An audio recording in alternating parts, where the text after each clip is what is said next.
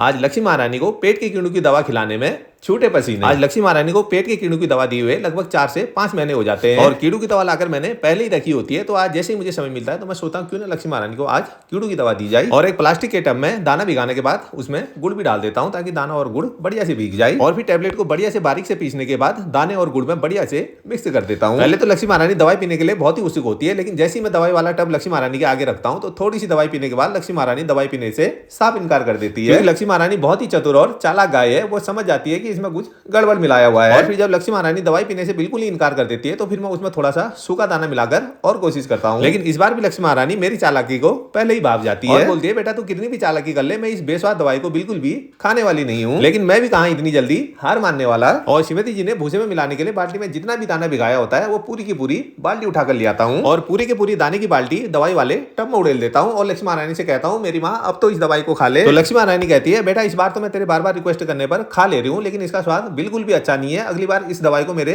आसपास भी मत लाना। और आखिरकार लास्ट में प्यार दुलार और समझा बुझाकर मैं लक्ष्मी महारानी को दवाई खिलाने में कामयाब हो ही जाता हूँ। और पूरी दवाई पीने के बाद लास्ट में थोड़ी बहुत दवाई टब में और बच जाती है तो लक्ष्मी महारानी कहती है अब तो ये दवाई मुझसे बिल्कुल पी नहीं जाएगी। तो मैं लक्ष्मी महारानी से कहता हूँ माते थोड़ी सी दवाई बची हुई है, आंख बंद करके इसे भी गटक जाओ। बस इतने में ही बात बन जाती है और लक्ष्मी महारानी सारी की सारी दवाई गटक जाती है। अगली बार लक्ष्मी महारानी को दवाई खिलाने के लिए दूसरा तरीका अपनाया जाएगा।